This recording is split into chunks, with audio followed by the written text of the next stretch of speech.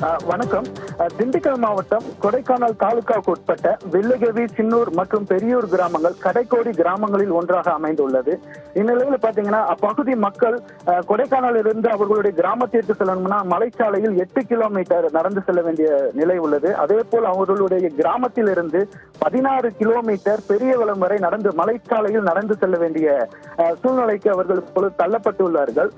மேலும் அப்பகுதி மக்களுடைய அத்தியாவசிய தேவையான பொருட்கள், அதாவது அவர்களுக்கு வீட்டுக்கு தேவையான பொருட்களாக இருக்கட்டும், மருந்து வகையான பொருட்களாக இருந்தாலும் அப்பகுதி மக்கள் 2 பக்கமுமே மலைச்சாலையில் நடந்து சென்று போய் வாங்கக்கூடிய நிலைமை இன்று வரைக்குமே காணப்படுகிறது.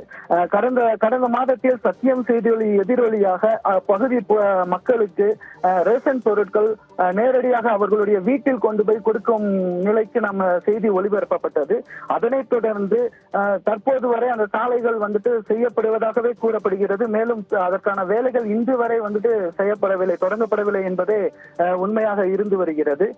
மேலும் இன்று காலையில் நாகராசி என்பவர் அத்தியாவசிய பொருட்களை வாங்குவதற்கு சின்னூர் பெரியூர் கிராமத்தில் இருந்து 16 கிலோமீட்டர் தொலைவு, அதாவது பெரியவளம் செல்லும் பொழுது மலைச்சாலையில் பாதி வழியில் உடல் கோளாறு ஏற்பட்டு அவர் உடல் சரியில்லாத நிலையில் அந்த இடத்தில் சரிந்திருக்கிறார். அப்பொழுது உடனிருந்த சக கிராமவாசிகள் அவரை தோழி கட்டி அங்கிருந்து கிட்டத்தட்ட 16 கிலோமீட்டர் தொலைவில் உள்ள பெரியகுளம் அரசு மருத்துவமனைக்கு சிகிச்சைக்கு எடுத்து சென்றுள்ளனர். அப்பொழுது மேல் சிகிச்சைக்காக அவரை மதுரை ராஜாஜி மருத்துவமனைக்கு அழைத்து சென்றதாக கூறப்படுகிறது. இது தொடர்ந்து அப்பகுதி மக்களின் அவல நிலையாக பார்க்கப்படுகிறது.